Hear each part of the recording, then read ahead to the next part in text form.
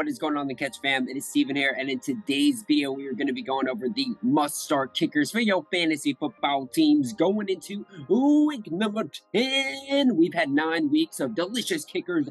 Lighten it up, guys. And if you are not already part of the Catch fam, make sure to hit that subscribe button. Come on and join the best community in all of fantasy football. Get weekly videos of the best position in football, the kicker position. And if you do like this video or any of the other videos, we do always appreciate it if you hit that like button. But most importantly, get in the comments. Let me know who's on your rosters, who you're thinking about cutting, who you're thinking about picking up, and who you're thinking about starting at the kicker position, for crying out loud, guys.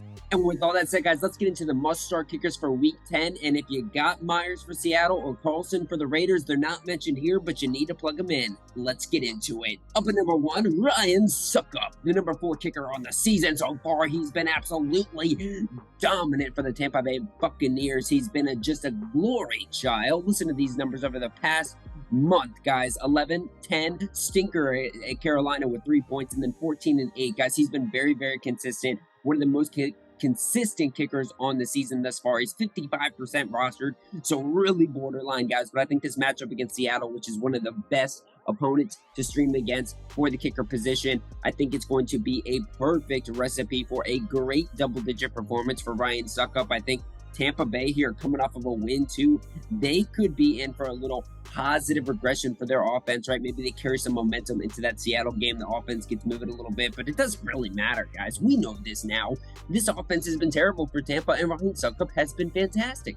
Lock him in your load-ups, guys. He is an absolute dime a dozen stud of the week. It's that time of year, ladies and gentlemen, the scary time of year. It's bye-week season, guys. Where bye week just coming in and going, right? But what does that do other than scare the heck out of you? Well, it opens up opportunities for you to pick up great players off the waiver that had to get dropped by another team. And in particular, there's tons of talent at the kicker position that gets dropped, right? Because people don't value these guys like we do with the Catch, right? 2 of these guys I'm going to talk about next. The first one, GANO from Florida State, number 7 kicker on the season. We all know that I love this guy. He's been in multiple of my videos, guys. He's been absolutely amazing. Number 7 kicker on the season and has a bye week, right? So that 0 automatically gets plugged in there. But he's been fantastic before the bye week: 8, 11, 6, 10, 9, 14, 17. And then he had a stinker week 1. But this guy has been absolutely electric for the New York Giants, under 20% rostered after the bye week, guys, going up against Houston. A pretty solid matchup for the kicker position too. I think this is going to be a competitive game between Houston and New York. I gave the nod to New York coming off of the bye week, right? But I think this is going to be a perfect game script for run, smash mouth football from Saquon Barkley, run, smash mouth football from Dameon Pierce. And I think they're going to need their kickers too, because there's no outside weapons, no passing game really to speak of, guys. I think this is going to be a really fun game if you like smash mouth football and kicking field goals, guys, because that's what this game's going to be about. Go ahead and grab GANO, guys, because after that Houston game, he's got Detroit and Dallas and Washington. I think those are all going to be positive kicking script games, guys, so I really like GANO. Go out and snag him. Another guy who got dropped all over the place at the kicker position, guys, Brett Maher from Dallas Cowboys, number 9 kicker on the season. Often view him and GANO in very similar light. One thing that I do want to pay attention to that's on the downside before we get into the good side: since Dak Prescott has come back, he has taken a little bit of a tick down. He hasn't seen double digits since Dak Prescott's come back. Going up against Green Bay this week, I think that'll be a little bit of a chance for him to kind of get back to his good graces.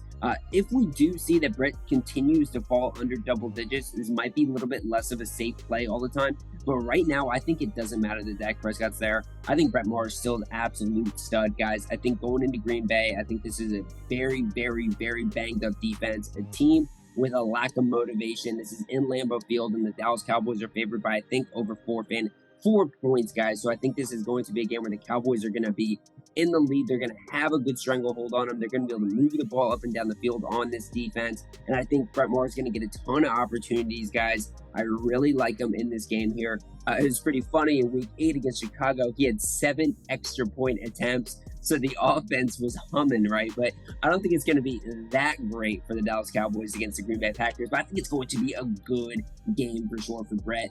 Go ahead and snag him, guys. And then after the Green Bay game, he's got Minnesota, New York, and Indy, right? So we'll see how it goes, like I said. But this is a guy you have to roster. He was an absolute stud before the bye week. You got to put a guy like that on your team, guys. He is a difference maker. Talk about a difference maker. The number 8 kicker on the season, guys. YOUNGHOE. I love what I'm seeing here, guys. He is a scary guy to plug into your lineups. I know he can be kind of hit or miss depending on the Atlanta Falcons offense, depending on what kind of game script they're in. But I think this is going to be the right game script because we remember when the Falcons played the Panthers back in week 8. It was an offensive showdown. I'm not too sure it's going to be as exciting as the last game was, but I think it's going to still be a good one because both these defenses are absolutely terrible. I mean, we know Atlanta's defense sucks, but Carolina's defense sucks even more after what they just did to the Cincinnati Bengals. That was atrocious, guys. I am absolutely for this YOUNGHOE lineup here, guys. Last time he played Carolina back in week 8, he had 14 fantasy points. He has very big ceiling opportunity, guys. Double digits over 4 times this year. But back in week 1, he had 18 fantasy points, right? So he has some of the biggest ceiling, I think, in all of fantasy football at the kicker position. So you are in a need where you need a big time kicker. I think YOUNGHOE is kind of your guy. But I will say there's always the floor with him. He can get a lot of stinkers, a lot of 3 to 5 fantasy points, which sometimes make you upset, right? But I think this Carolina game, kind of game script proofed. I think this is going to be a really good opportunity for him. I would throw Mr. YOUNGHOE in there and don't think twice about it, guys. He's going to be a stud.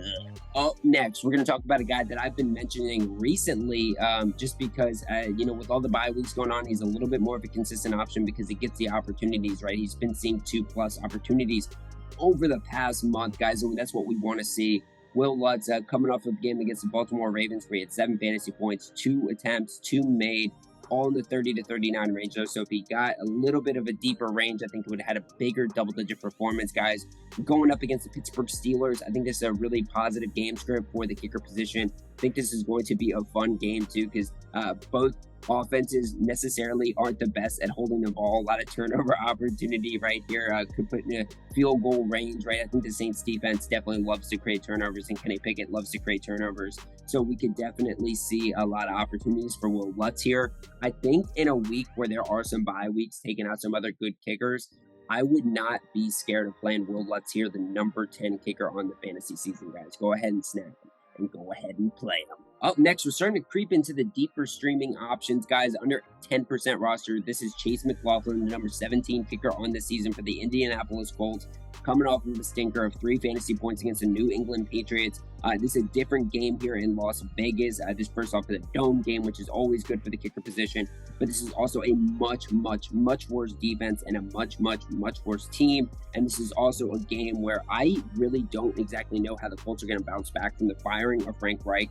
I still think these guys come out here, play hard, and I still think Chase McLaughlin's going to get a ton more opportunity than he did last week in terms of just opportunities to get some field goals, guys. Last week, he only had 2 attempts. He missed 1, too. It was not a pretty day, but before that, we were seeing a Chase McLaughlin kicker for the Indianapolis Colts, which was much more consistent, coming off of a stretch of 17, 9, 6, and 11, and he had double-digit performances a few times throughout the season.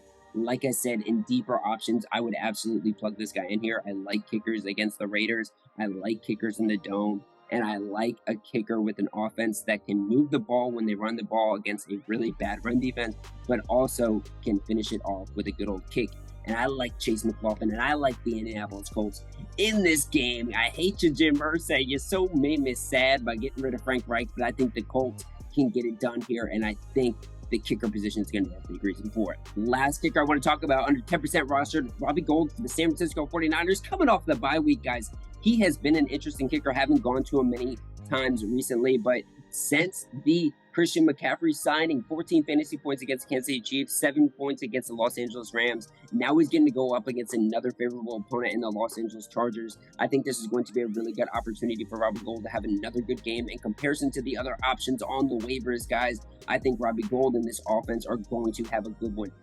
I have no concerns about the San Francisco 49ers moving up and down the field against the Los Angeles Chargers. I think the defense is going to do very well against Justin Herbert and those boys at the Chargers. And I think Robbie Gould can finish it off here. I would not be surprised if he saw a very good range of 7 to 12 fantasy points, getting very close to the double digits, just depending on where he kicks those field goals, guys. Robbie Gould gets the 50-plus attempts. They trust him for that. but he also sees a decent amount of opportunities because this offense is starting to look hot now with Christian McCaffrey. Hopefully they get Deebo Samuel back as well off the bye week.